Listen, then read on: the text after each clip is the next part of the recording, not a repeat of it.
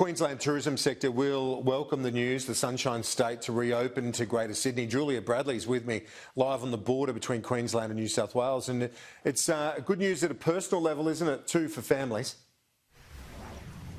Absolutely. I mean, I'm here on the Gold Coast for work, but my family's in Greater Sydney, so I know how desperate everyone is feeling and how much of a welcome relief this news was this morning, delivered by Queensland's Premier from our tourism capital of Cairns. She's calling on people in Greater Sydney to get online and book their flight to the beautiful Sunshine State to reunite with family or to simply support our tourism sector.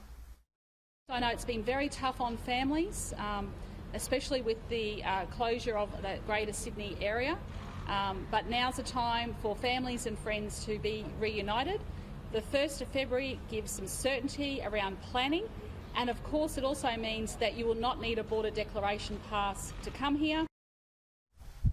So, Kieran, our borders will be opening to everyone in New South Wales as of February the 1st. While it is a relief, the fear for a lot of people across both states is that we don't have certainty that the borders are going to stay open so that people can plan ahead. That's what they're really calling for from the state government. But what we also know as well is that it really is a prime opportunity now for our tourism sector. That's why it's so important for people to support, to holiday in their own backyard, particularly when it comes to areas in far northern Queensland.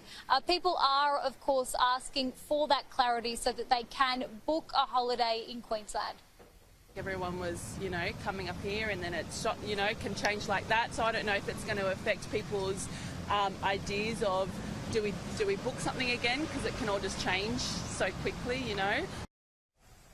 The Premier, though, fears that some of these cities that are more reliant on international tourists are going to struggle over the next few months, particularly as we head towards Chinese New Year. So she is calling on the federal government to extend JobKeeper past March.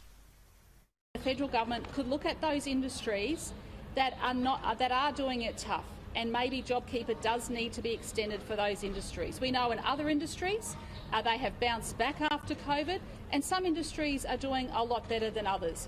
But we do know that the tourism industry is hurting, especially those regions which relied heavily on international travellers.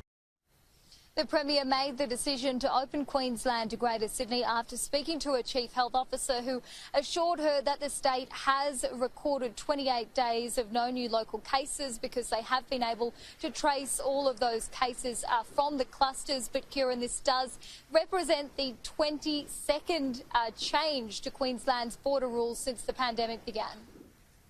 Julia, thank you for that. We'll talk to you soon.